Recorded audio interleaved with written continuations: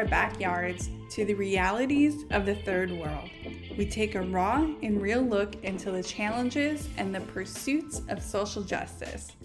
Welcome to The Point. Our guest today is an author, a director, a founder, and a professor. He's lived and worked around the world in areas like Yugoslavia, Kosovo, India, Iran, Sierra Leone, and Haiti, where he's partnered with local communities, refugees, and nonprofits in all areas of social justice. Not only has he written 3 books, but his writing has also been showcased in publications like The Washington Post and Christianity Today. Currently, he's the director of Humanitarian and Disaster Leadership at Wheaton College, where he's helping to create one of the first programs of its kind, all while taking time to share with us his story today that is sure to inspire you. Welcome to the show, Kent Annan.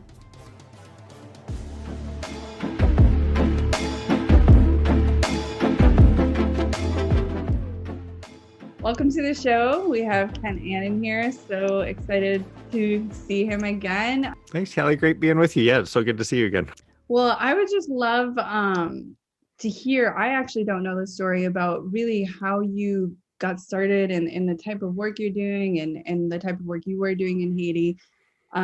Did you grow up on the mission field? Did you grow up traveling the world, or really what started you down this path? I think it's my parents. So my dad's a pastor, but they had done some missions work before I was born. They were in Japan, and then I grew up sort of like our church was pretty diverse, kind of ethnically diverse, and we had missionaries coming through the house. But I never thought of it, I think that wasn't the path I thought I was on, because I wanted to do something different. And then in college, we had this kind of family friend who said, okay, I really wanted to do business, and come do like a missions thing with us for 2 years before you do that. And so I went and worked with refugees. So right after undergrad, went and worked with refugees. I lived in England and France, traveled all over Europe working with refugees.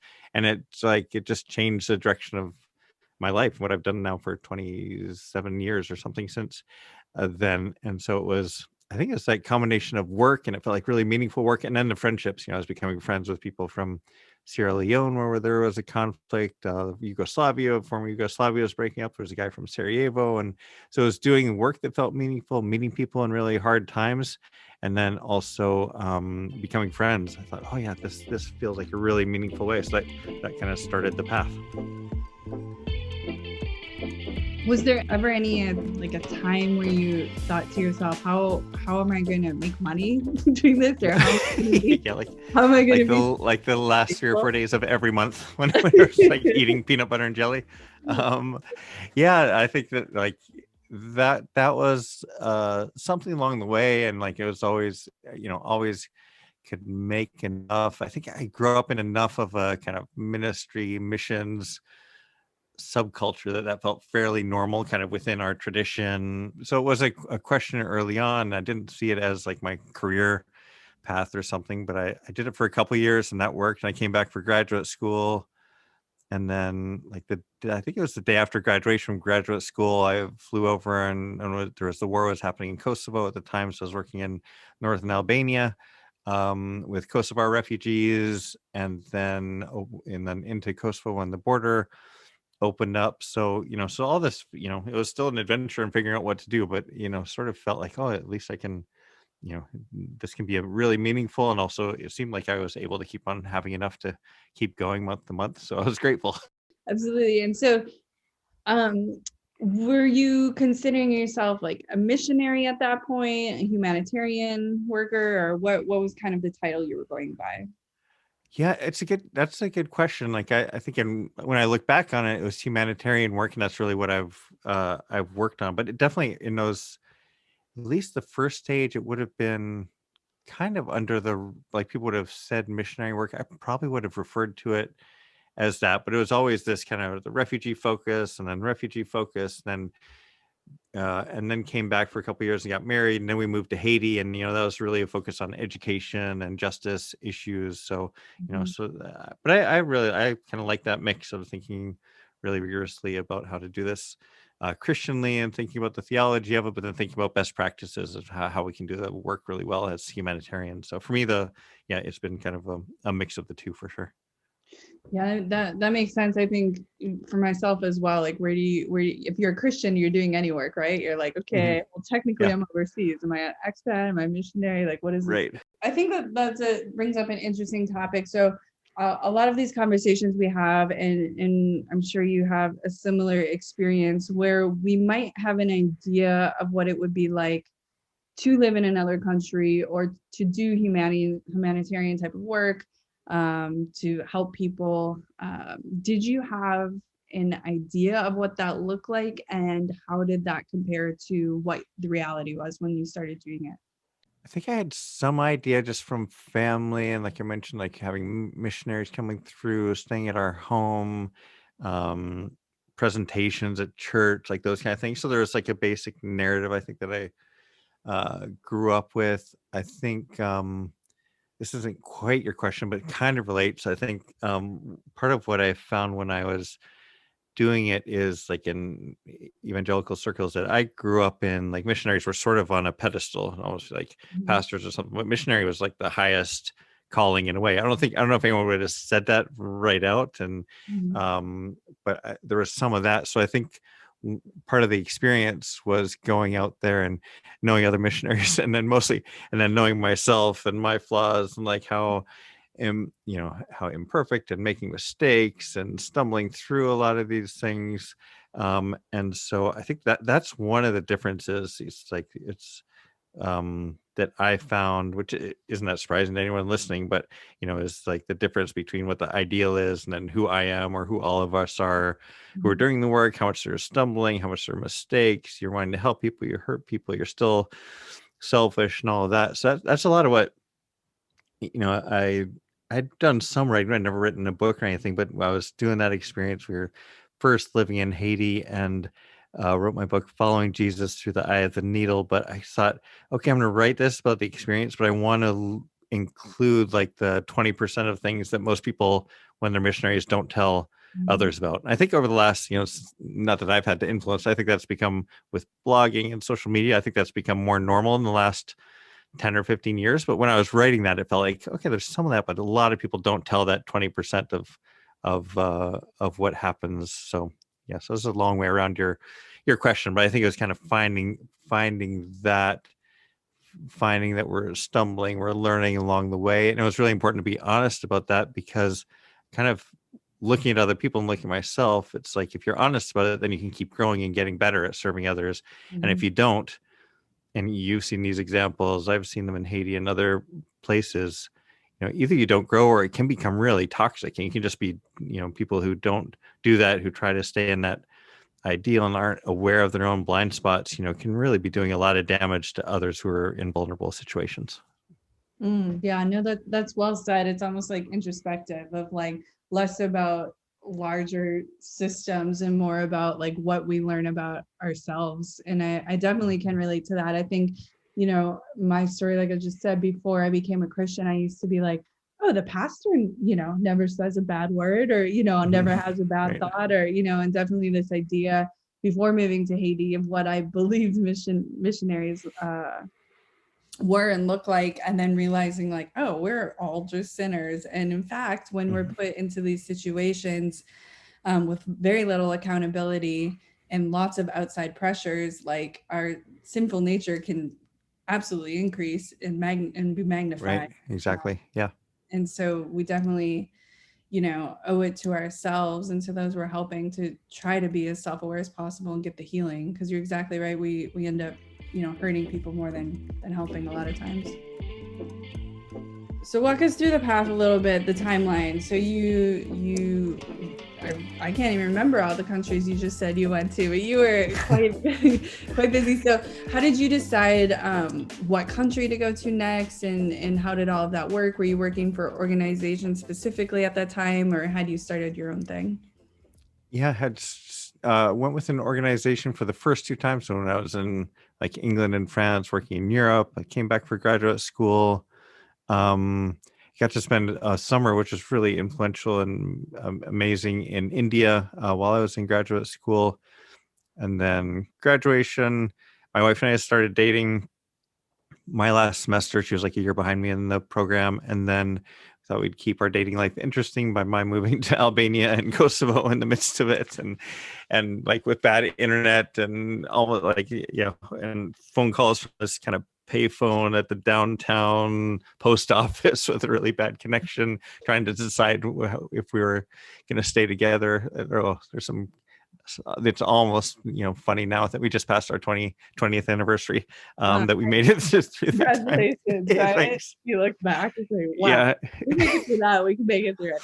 there is an element to that, like make it through that and then make it through like living in Haiti together, like and you're like, okay, we can take the ups and downs of COVID. It's like we've been through harder stuff. Absolutely. It's like a pressure cooker. That's what I say. It's a pressure cooker. It's going to bring out Exactly. whatever's inside. Yeah. So I had those kind of, but the main stints, like working with refugees in Europe and then working in Eastern Europe, like Albania and Kosovo, and then came back. And that's when my wife and I, we were kind of figuring out what to do next. And it wasn't totally clear. I was feeling drawn to some work like this, but I wanted to do more development instead of like disaster. So I could kind of go deeper and learn language and learn culture. Shelley had never done anything like this. We were wrestling back and forth, but we were really grateful. And it seemed like God led us to move to Haiti together. So we did we got on a plane. Within 24 hours, we were living out in the countryside outside of Leone, moved right in with the family. No running water, barely any. We spoke no Creole. They spoke hardly any English, and no electricity, the whole thing. And we lived in the home with them. And so we did that for the first 7 months, was kind of living with them. It was with an organization called Beyond Borders, and they were great, kind of setting up this system. And so we did that for like 7 months. And then we moved in closer to Port-au-Prince, built a little tin-roofed house up in the hillside outside of Port-au-Prince and lived there. So we lived there for 2.5 years and then moved back to Florida. And then I was going back and forth to Haiti, and a colleague and I started Haiti Partners then. But then my focus was really Haiti for 14, 15 years. I'm not sure what the exact timeline is, but, where I was lived there for 2.5 years, and, maybe it was then another 10 or 12 years. I should figure out that timeline at some point. But it was started Haiti this other end. A way of making time out of the way. Exactly. Yeah.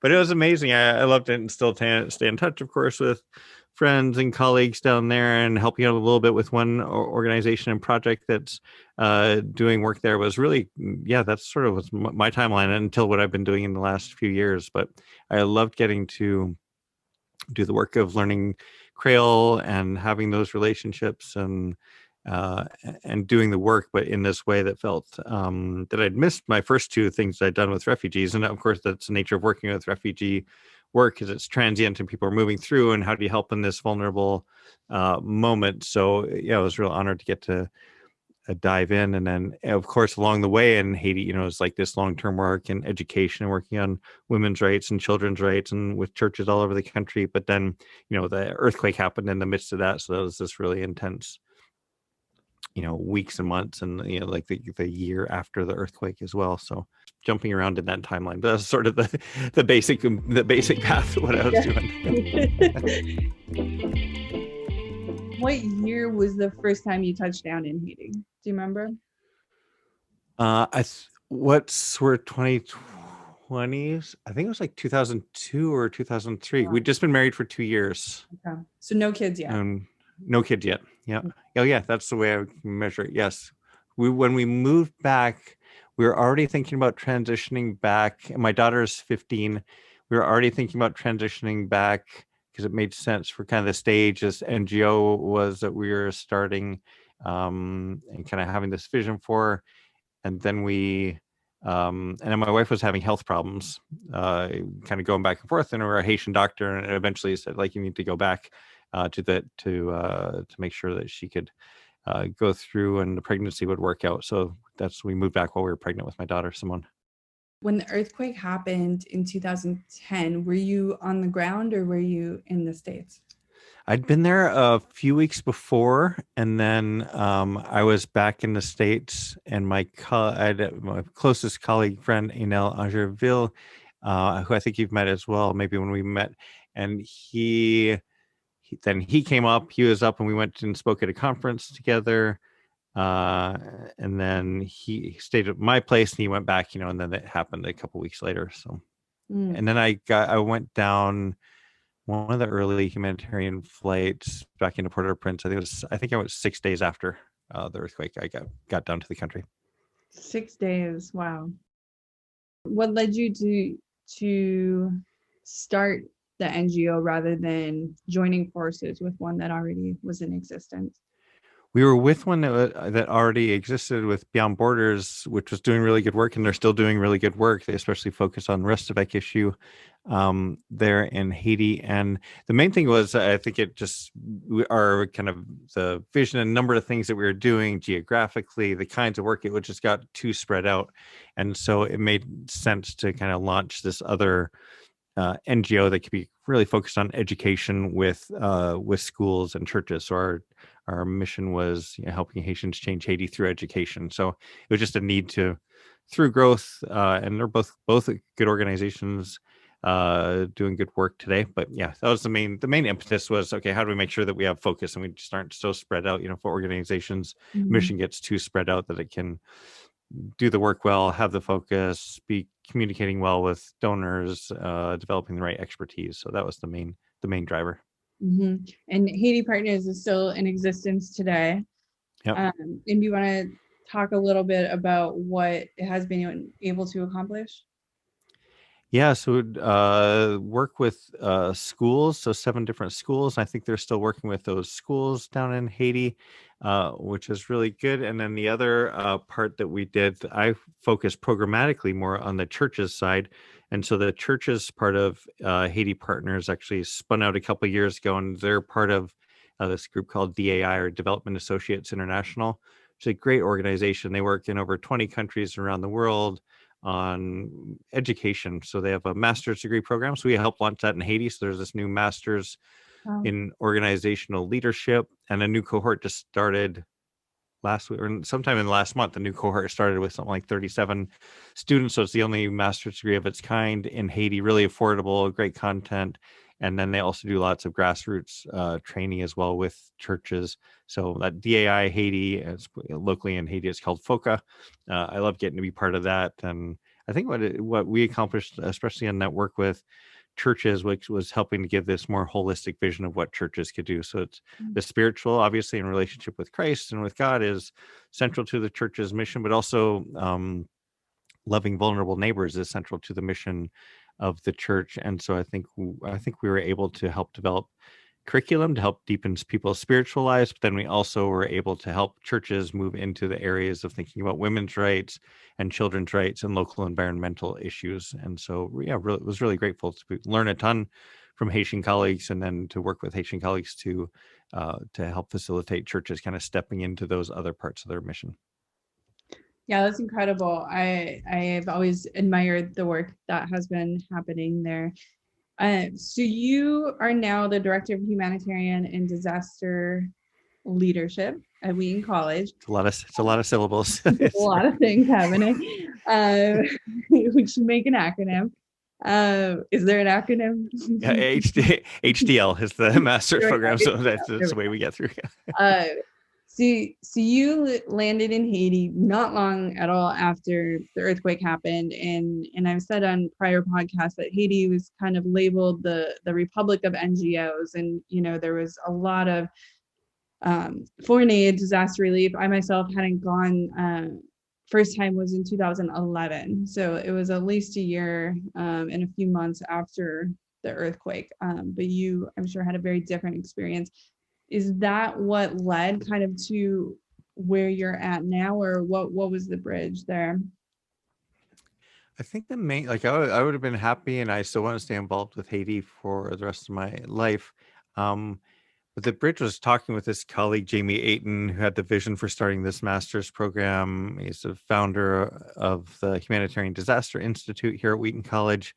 And he had this vision of starting a master's in humanitarian and disaster leadership. And so he told me the idea, I don't know, like 5 years ago, maybe 5 or 6 years ago. And I loved it. I said, oh, let me know if I can help with that. I just love the idea of, like what you're doing, what other people we know are doing, people listening, like how do people go into this kind of work in a way that's really faithful, but also really research-based and best practices in the most thoughtful way possible. And bringing those two together, I think, is pretty unique in this space of having, a really rigorous approach to faith and a really rigorous approach to development work, disaster work, and everything. So he told me the idea, and I loved it. We had actually met in Haiti for the first time we met, and kept in conversation. And then the conversation went from, oh, here's some ideas. Oh, I like that, to, would I be interested in being part of launching this? And it just felt like the perfect time, and thought, man, if I could help work with the next generation of people, next generation, and some are young, some are older, who are doing this kind of work, it just felt like would be a real honor and place to be, to help prepare them to do the work. It also serves as a think tank, so we're trying to take the best practices and do research and thinking about what's happening all over the world to help churches and NGOs to serve well. So it just felt like this step of, I've been so focused in, but I always enjoyed writing and speaking, so I was trying to have this kind of broader view as well. So then the chance to, help students get ready to do this kind of work well, and keep learning from them, and hopefully helping them to learn, and then doing lots of partnering with all kinds of NGOs and missions groups, just felt like it was too good to pass up. Felt like where God was calling us next, even though there was lots of snow on the ground. And so we moved up, I guess it's almost like 2.5 years ago. So been really grateful. It's super fun. I love working with our students, and work with all kinds of partners, and really stimulating. And it's so fun to get to see them going out to do good work along the way. Yeah, that's a really, really cool way of learning. Is it the only one in the United States that offers this type of program? It's the only one that's faith-based, it's Christian, and has this disaster focus as well. And so there are some other Christian master's programs that do preparation for development like we do as well, but the way we have the faith and have the disaster as well as the development long term, as far as we know, it's unique in this space. And then we also love having other colleagues who are doing in the Christian space, who have undergraduate programs and graduate programs, who are preparing people for related areas, but also definitely we have this little niche, that we try to do our work in.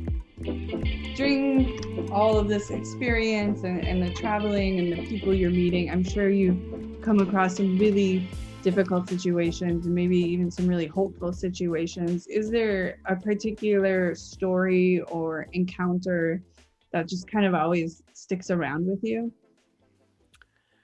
There's the one that came to mind. I wrote about it in one of my books, but one that comes to mind, because I think you would relate. And I think if people think about working in Haiti, or if they think about after disasters, like how do people make it through?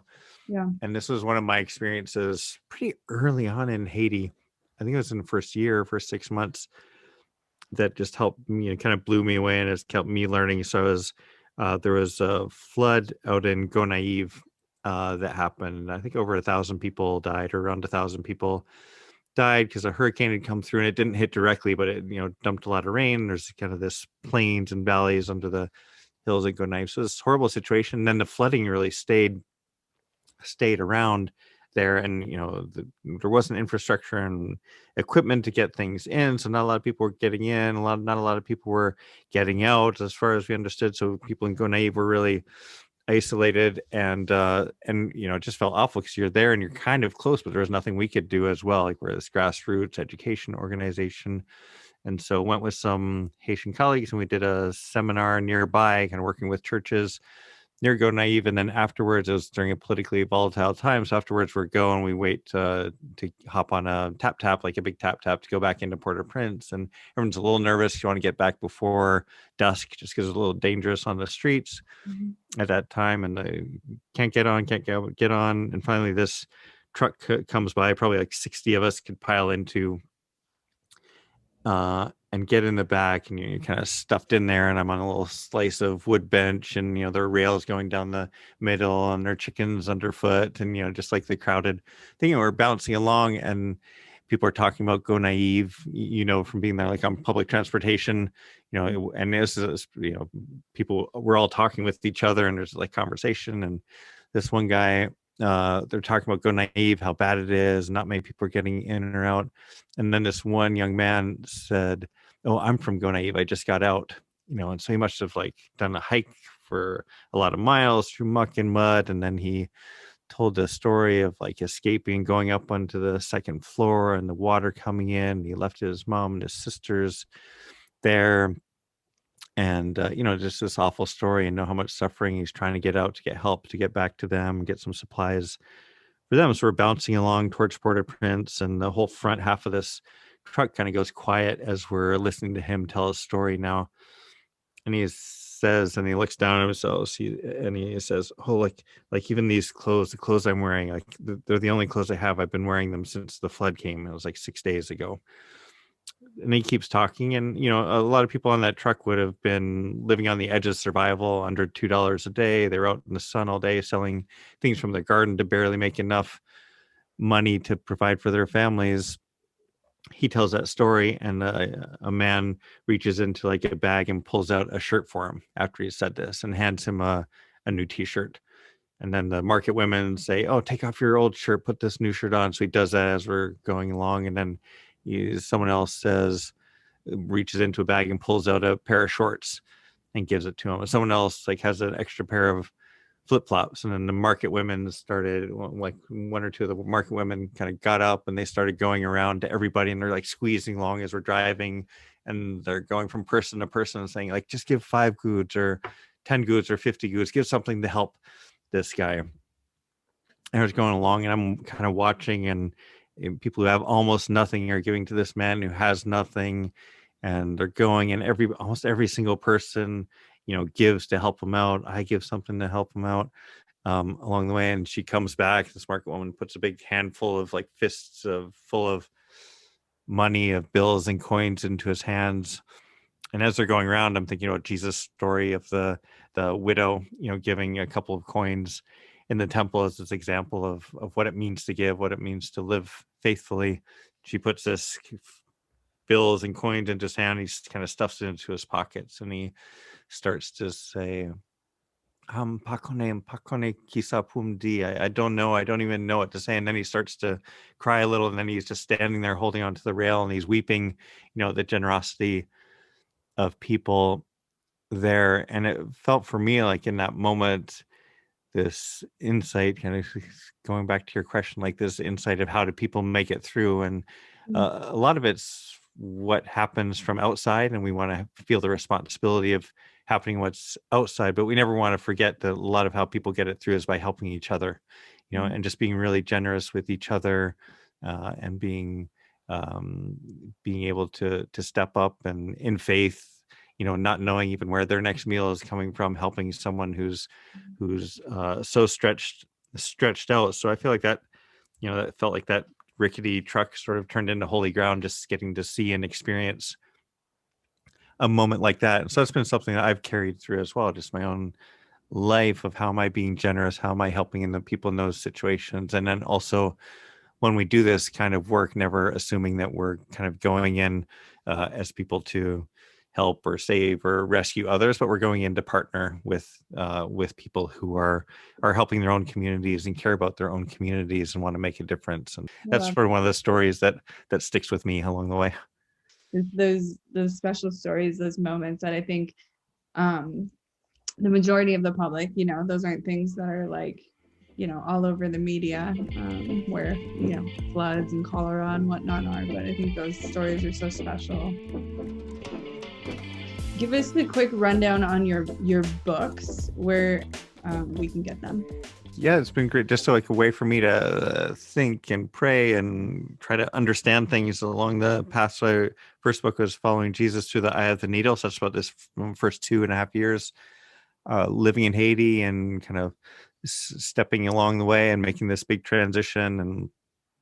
And so kind of a memoir, travelogue kind of a book. And then I wrote a book called Aftershock, Searching for Honest Faith When Your World is Shaken. So right after the earthquake, wrote that book sort of in those 6 months about the response. And so it's kind of about the being on the ground in Haiti, but also other experience I've had, and sort of this theological wrestling with the questions of faith and doubt and suffering, and how do we think about that. So I've been really grateful that that's encouraged. For me, it was really important in my faith, kind of doing this kind of work, and it's been encouraging that I think a lot of people have found it helpful as they wrestle with some of those questions. Then wrote a book called Slow Kingdom Coming, Practices for Doing Justice, Loving Mercy, and Walking Humbly in the World. And so that's these 5 practices of how do we do this kind of work in a way that is both faithful, so they're kind of spiritual practices, but also practical of how do we do this. It's hard to do this kind of work well, and we want to be really thoughtful. And so these 5 practices, I think, that can help us to think about this work, do this kind of work in a way that's thoughtful and has this kind of virtuous cycle of reflection and learning along the way. And then the 4th book is from a couple years ago called You Welcome Me, Loving Refugees and Immigrants Because God First Loved Us. And, kind of saw what was happening in the country and how the narrative was switching, where a lot of Christians and were becoming, there had been not consensus, but closer to consensus, like as a church and as Christians, like we should welcome refugees as a country, to suddenly that, was increasingly not the case in some areas. And so just wanted to write a book that makes the arguments and also leads to personal reflection and can be a resource for churches on how do we welcome well, and how do we even think about this question, are we for refugees or against them, which suddenly became a question, in the national conversation. And the answer is we have to be for them. God's for them, and we have to be for them. And so then kind of wrestle with and just try to lay out that I think there's this beautiful opportunity in welcoming refugees and immigrants, and that's part of the story that we get to live when we're living our best story.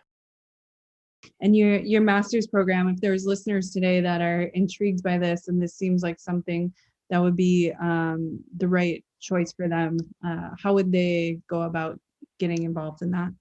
Yeah, I would love to talk with anybody who's interested in that, including you, if you're going to want to come do the master's with us. No, I remember seeing that career change for you, and I was like, this is pretty cool. At some point, I would love to do that. It'd be fantastic. So if you go to wheaton.edu/HDL, get you there, or you can just, if you Google Wheaton College Masters Humanitarian Disaster Leadership, some combination of those words, we'd love it. And it's a program that people can do in 1 year on campus, so this one intense year where people are, more coming out of undergrad or seeing this career shift. But you can also do the program where you're just on campus for 2 weeks, 1 week at the very beginning, and then you do 2 years where everything is online, and then you do 1 week together at the very end. And so we love having both kinds. I love having the students on campus who are doing this program, and it's a great transition and intense way to move forward. But then we have people, and right now we have students in Dominican Republic, all over the U.S. We have students in Canada. We have students who are doing the program right now from Uganda, actually from Haiti, from Liberia. We have Taiwanese students, so we have students all over the world who are part of both the on-campus cohort and who are going through the online program. So we love being able to do it. If you come join us here, but also if you want to stay warm, you can, but if you're kind of already doing this work and it's a way to kind of be thinking about and doing this work along the way, you don't want to press pause on that, then it's a great way to join with other students and faculty who are helping you to keep thinking about how to keep getting better at doing this work. And so we like having that option as well. Yeah, that's great. I remember when I was looking at different social work programs and being frustrated at the lack of ability to do it online. And I'm sitting there going, I'm in Haiti, I'm doing the work. Right, exactly. Let me learn the theory behind it. So that's exactly. awesome. It's a great way to do it. Like both ways are great, but it's so fun. The conversations that the online students have, because they're in the midst of doing it, is really rich. And then you're doing a project and you're with, 2-3 people, and they're all in different countries and doing different kind of work. Makes it a great experience. Yeah, I love that. I was always like, I can just walk out my door and have enough time for a 6-page paper. So exactly. It was always good to have that inspiration. This has been incredibly informative. If our listeners have somehow zoned out for, the last half hour and they're just woke up. What? How Wake dare up! Wake up! they did not get an A+ in humanitarian. Get a 0. But what would be one thing that you would want them to take with them today? I think it's that we want to, when we serve other people, we want to do it in a way that uses our hearts and our smarts, we say sometimes, and so I think sometimes we can feel paralyzed, and, if we're conscious of it's hard to help well sometimes, then we can kind of feel paralyzed. That's not a great option, because then we're not helping other people. Or we can say, okay, it's so complicated, I'm just going to be naive and I'm just going to plow ahead and do it. But there's this other middle way, like this path of doing it. And I know you've worked on this as well, Kelly, and I think your foundation's working on it. But like, how do we, have our hearts engaged, have our faith engaged, but also, keep on doing the hard work to help well? And I think it's a really beautiful path, and it's a path of discipleship, and it's a path of getting better at helping other people. And so I hope people, when we have these conversations, sometimes I'm worried, like, oh no, we're just making it sound complicated to help well. But I think what we're saying is, no, like doing that little extra work of helping well and listening a little harder, maybe moving a little bit slower, I think is something that benefits you, and it's going to benefit the people who you help. So we launched a podcast and a blog recently called the Better Samaritan. Okay. With Christianity Today. And the idea is this quote from Martin Luther King Jr. He talked about, helping the person who's robbed and by the side of the road, but also you want to have concern for making the road safer, the Jericho road safer for those who are going to come after. So I think that's the invitation to all of us. Like, how do we do this? We want to help the people in front of us, but we also want to make the road safer, so people who come down the road later have a better path ahead. And if we use our hearts and our smarts, I think there's a really beautiful way to love God and love our neighbors, and to do good work. Yeah, that's so well said. And that's encouraging, because I think we've all definitely been in those places where we see the problems, we hear the problems, and it can become paralyzing. Absolutely. Even when you're in it and doing the work and in the environment, or, in the trenches with the people, so to speak, it can definitely become overwhelming. So it's encouraging to know that there's this whole community out there of like-minded individuals who are willing to put in the hard work and slow down, and maybe not, get the, 1,000 wells built this year, but maybe 500 really great wells where they need to be built. So that's really encouraging to know that this community is out there. So we appreciate that. And that podcast sounds really cool too. Yeah, it's fun. And thanks for doing this podcast. It's just so fun to reconnect with you in a totally different place via Zoom. But I appreciate you and the conversation. Look forward to staying in touch with you. Yeah, me too. Thank you so much, Kent. We can't wait for you to get involved. As always, all relevant links and contact information can be found at lapointefoundation.org. Until next time, keep on fighting for justice.